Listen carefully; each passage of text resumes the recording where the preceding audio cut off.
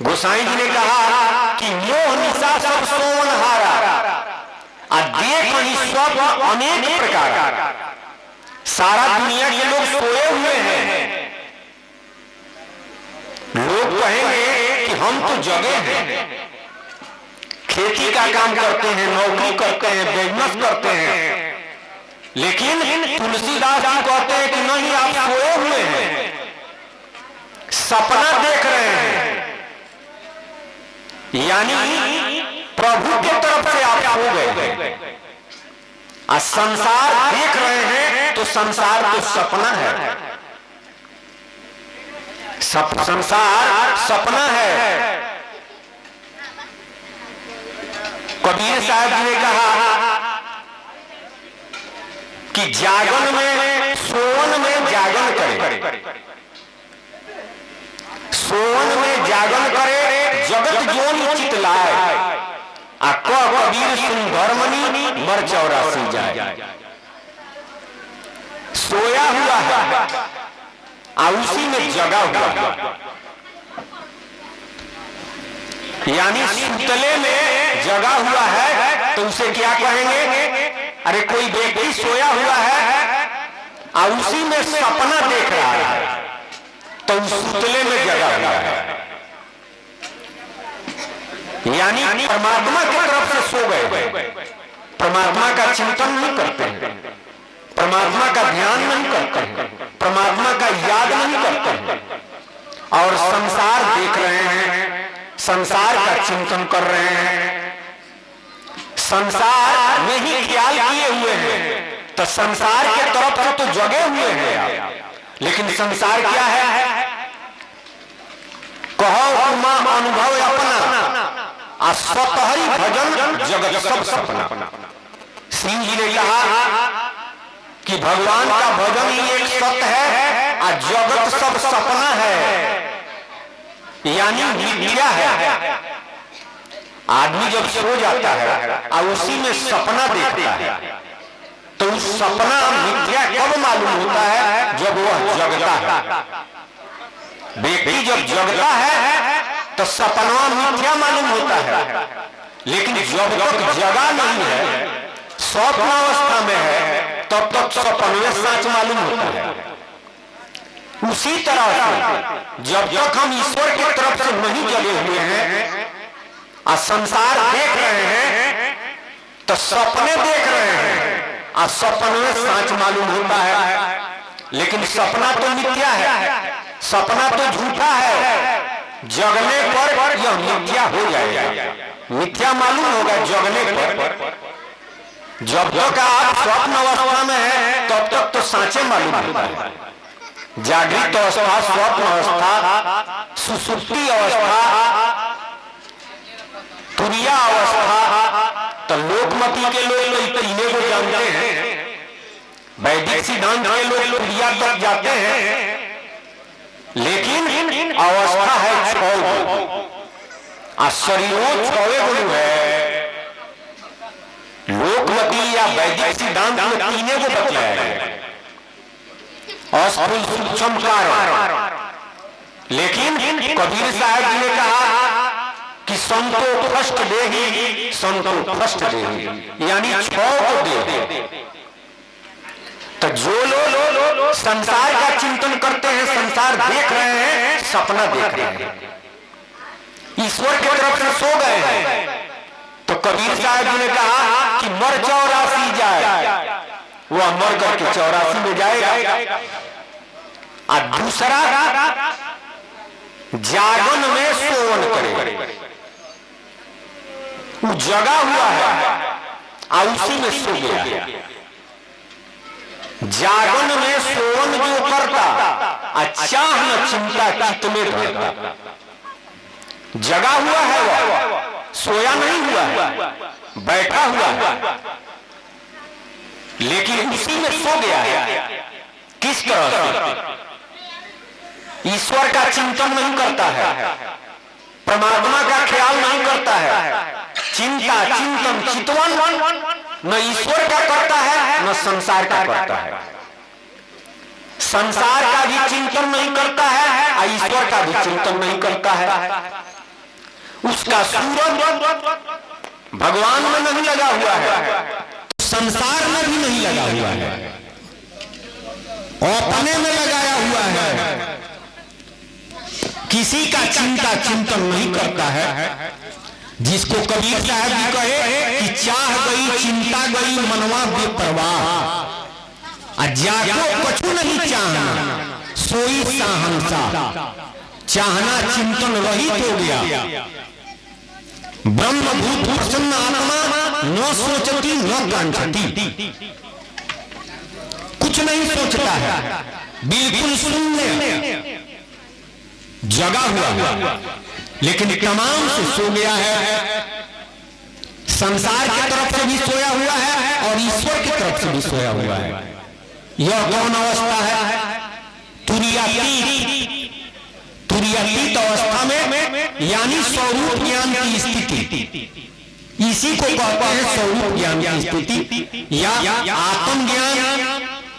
श्वेत संत मत के सिद्धांतवादी इसी को आत्मज्ञान कहते हैं, इसी को स्वरूप ज्ञान कहते हैं। वास्तव में यह स्वरूप ज्ञान की स्थिति है। यह जो सिद्धांत है अद्वैत सिद्धांत है, दूगो है, अद्वैत और द्वैत। तो द्वैत में ध्यान होता है, अरे दृश्य और दृष्टा द्वैत में है, और द्वैत में तो वो है, दूसरा है नहीं। अपने को ब्रह्म समझता है, अपने को ज्योति समझता है, और ज्योति रूपांतर जोनी माने। ज्योति का ही रूपांतर जोनी है। 84 लाख जोनी मनुष्य जोनी, 84 से आगे ये मनुष्य है। देव जोनी माने शरीर, जितना शरीर है इस संसार में वो ज्योति का ही रूपांतर है। तो अपने को ही ज्योति समझता है और उसी का रूपांतर जगत जोनी है। तो जगतो जोनी अपने को ही समझता है। एक मैं हूं, दूसरा हो ये नहीं। अद्वैत में दू होता है, ये ध्यान करने वाला होता है, और जिस वस्तु का वो ध्यान कर रहा है तो दूगो हो गया। लेकिन उसमें तो अद्वैत सिद्धांत यानी हम ही नहीं है, तो वो किसका ध्यान करेगा? जो एक वही है, दूसरा हो ये नहीं है, तो ध्यान किसका करेगा? तो वो जोगले में सूता हुआ है, सोया हुआ है। जागन में सोवन जो करता, चाह न चिंता चित्त में धरता, तो कहां तक जाएगा? जहां से आया है वहां तक चला जाएगा। यह जो साधन है जहां से आया है वहां तक चला जाएगा, यानी कैवल्य शरीर। यह जो शरीर है यह स्थूल शरीर नहीं है, सूक्ष्म शरीर नहीं, कारण महाकारण कैवल्य शरीर। आज जो लोग ज्योति का ध्यान करते हैं, ज्योति का जो ध्यान करते हैं वह तुरीयातीत नहीं है, वह तुरीया अवस्था है। जागृत, स्वप्न, सुषुप्ति और तुरीया, यानी ज्योति का ध्यान करते हैं, ब्रह्म का ध्यान करते हैं, तो इसमें ध्यान कर रहा है। आइए वो जगत जोनी का ध्यान करता है, आइए वो ज्योति का ध्यान करता है, यानी माया का रूप जगत जोनी है और माया का स्वरूप ज्योति है। तो जो रूप का ध्यान करता है, चाहे माया के स्वरूप का ध्यान करता है, तो उसमें दृश्य और दृष्टा दूगो हो गए। लेकिन जिसमें किसी का ध्यान नहीं है, अरे उन्हें अपने को ईश्वर मानता है, तो ध्यान किसका करेगा? तो यह जो स्थिति है यही स्वरूप ज्ञान की स्थिति है। लेकिन बहुत बंधन के बांधिया एक बेचारा जीव, काबल छूटे आपने जो न छोड़ा लो। कबीर साहब जी कहे कि जीव बहुत बंधन से बंधा हुआ है, अपने बल से नहीं छूटेगा जब तक प्रभु न छोड़ा। और कबीर साहब जी एक जगह और कहे कि स्वामी बन के रहो तो घनी पड़ेगी मार, आ सोहम को सोहम कहे ऐसा संत गवार। वो अपने को ही स्वामी माने परमात्मा समझता है, तो वो कहते हैं कि घनी मार पड़ेगी। तुलसीदास जी ने कहा कि सेवक से विभाव बिना अभाव न तरह उड़गार। जब तक अपने को सेवक और प्रभु को स्वामी का भाव नहीं रखेगा तब तक भवसागर से पार नहीं जा सकता है। इसलिए इस अवस्था से भी आगे जाना पड़ेगा। इससे जहां से आया है वहां तक चला जाएगा। यानी जिन लोग इसे निर्गुण लोग कहते हैं, कैवल्य कहते हैं, लाहुत कहते हैं, वहां तक तो चला जाएगा। लेकिन एक कल्प के बाद फिर माया पकड़ करके इस संसार में लाएगी, जन्म मरण के चक्कर में पड़ेगा। माया का यानी रूप का ध्यान करने वाला जन्म मरण के चक्कर में, ज्योति का भी ध्यान करने वाला जन्म मरण के चक्कर में पड़ता है, और किसी का ध्यान नहीं करता है, अपने स्वरूप में ही सूरत को लगाया है। वह भी इस संसार में जन्म मरण के चक्कर में पड़ेगा। अवधि उसका ज्यादा है, यानी जहां से आया है अगर वहां जाता है तो स्वर्ग वैकुंठ ज्योति लोक इससे ज्यादा अवधि है वहां का। लेकिन ज्ञानी के चित्त अपहरण अब बड़ी आई विमुख बस कर ज्ञान मार्ग से जाता है। तो तुलसीदास जी कहते हैं कि उसके चित्त को माया विशेष मोह लगा करके जबुरिया रजिस्ट्री कराती है, इस संसार में ला देती है। और कबीर साहब जी ने कहा, उन्होंने कहा कि पहले जन्म मुंडा था तो हवा न को छठी तुम्हारी हो जगी तू कहां चला गई। अरे जीवलोक में जब जीव पहले था तब मुक्ते था, तब फिर इस संसार में क्यों आ गया, त्रिलोक में क्यों आ गया। इसका मतलब है कि मुक्ति स्थान वह भी नहीं है। मुक्ति का मतलब होता है कि आवागमन न हो। आए हो तुम दूर से, जाना है बड़ी दूर। जहां से आए हैं वहां नहीं जाना है, उससे भी आगे जाना है। नैहर से गोरी मेला में आयलू आ ससुरा के गांव भुलाई, आया अपना प्रिया के नाम न जनलू तो ठगवा गौन कराई। लड़की नैहर से आ गई तो जाना है उसको ससुरा, लेकिन मेला में भुला गया। जब 2 दिन का मेला फिर चला चली का केला, यह त्रिलोक मेला है। नैहर इसका जहां से आई है, यानी जीवलोक जिसे कैवल्य लाहुत निर्गुण लोग दो पहिए, वह नैहर है। जाना है ससुरा तो नाम गांव के भूला रे, नाम गांव के भूला, नाम भी भूला गया, गांव भूला गया, तो कैसे पहुंचेगा। तब कबीर साहब कहे कि जागन में सोन करे आ सोन में लौलाए, कबीर धर्मनी सदा मुक्त हो जाए। जगा हुआ है आ उसी में सो गया,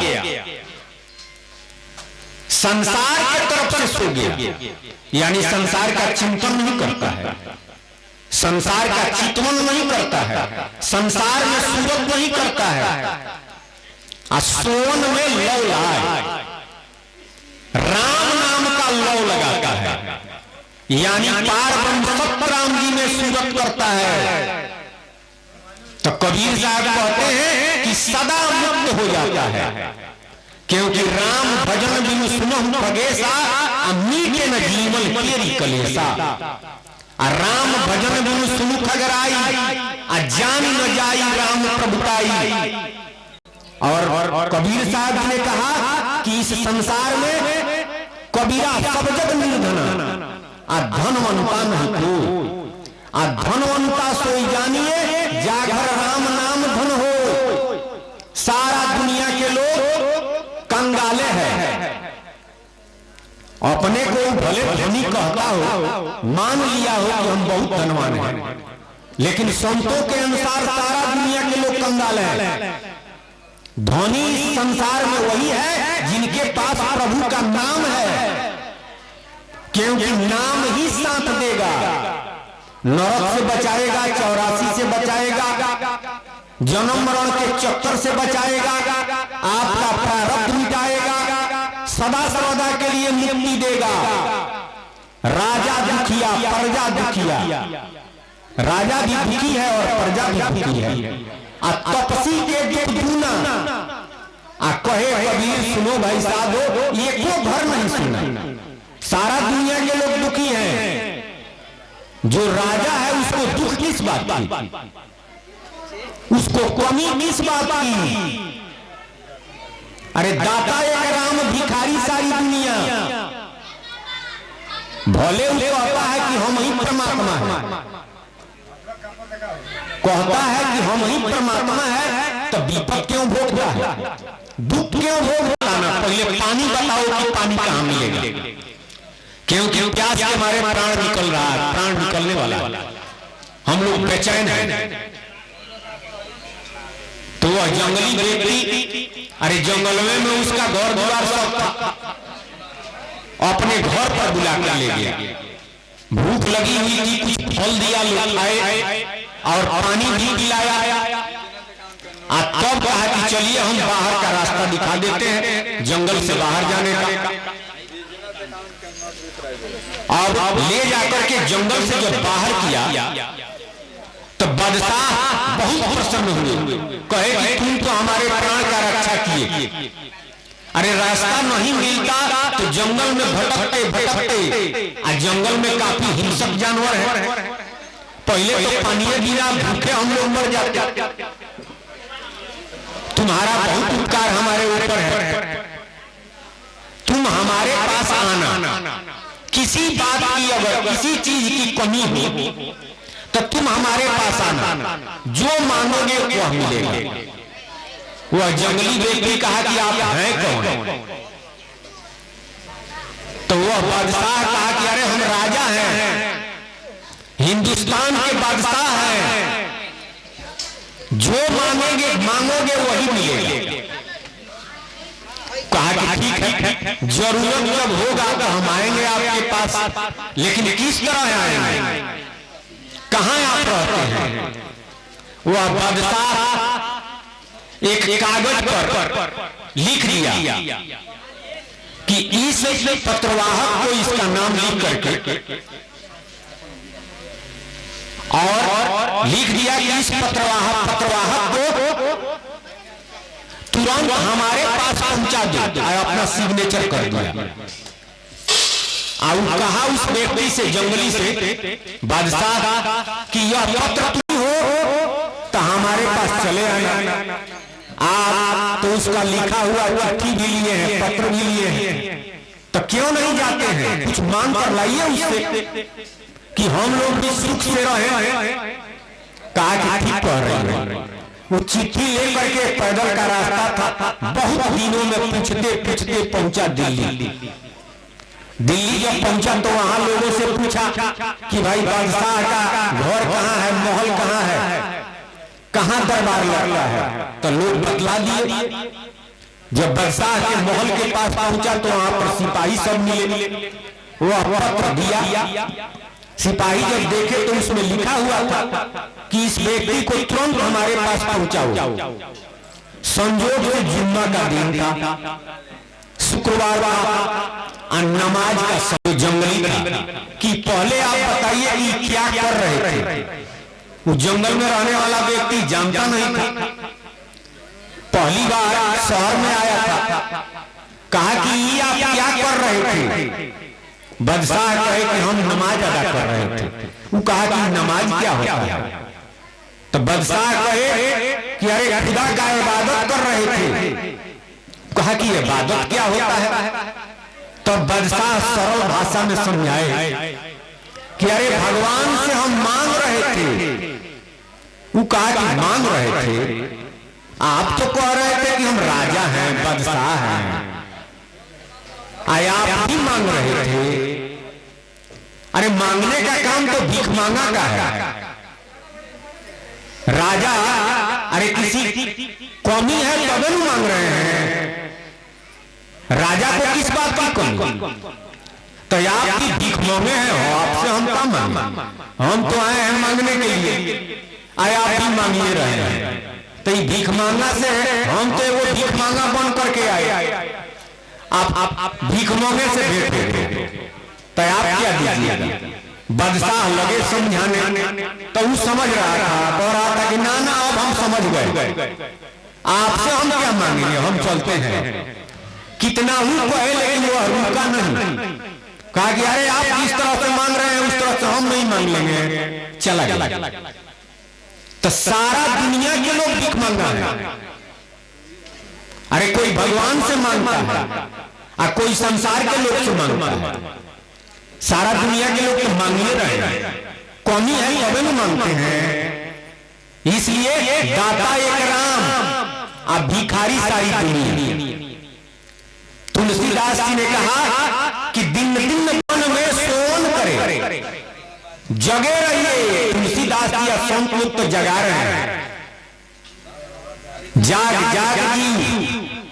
आ कबीरो साहब कहे कि कहता हूं कहीं जाता हूं बजा बजा के ढोल, आ श्वासा खाली जाता है तीन लोग का मोल। तो संत लोग जगा रहे हैं लेकिन सारा दुनिया के लोग सोए हुए हैं, परमात्मा की तरफ से सोए हुए हैं, संसार की तरफ से जगे हुए हैं, सपना देख रहे हैं। तो सपना तो मिथ्या है, झूठा है, जगने पर सब मिथ्या हो जाएगा। इसलिए जग जाइए। आ कुछ लोग जगे हैं तो जगले में सुत गए हैं। तो जो लोग आत्मज्ञान के सिद्धांतवादी हैं वो लोग जगे हैं लेकिन उसी में सो गए, परमात्मा की तरफ से सोए हुए हैं और संसार की तरफ से भी सोए हुए हैं। न वो ईश्वर का चिंतन करता है न संसार का चिंतन करता है। लेकिन जो लोग सुजान हैं वे लोग भी जगे हुए हैं लेकिन संसार की तरफ से सो गए हैं, प्रभु के तरफ से जगे हुए हैं। जागन में सोवन करे आ सोवन में लौलाए, आ कह कबीर सुंदरमणि सदा मुक्त हो जाए, वह सदा सर्वदा के लिए मुक्त हो जाता है। बोलिए सतगुरु महाराज की जय जय जय, सतराम बाबा की जय जय जय।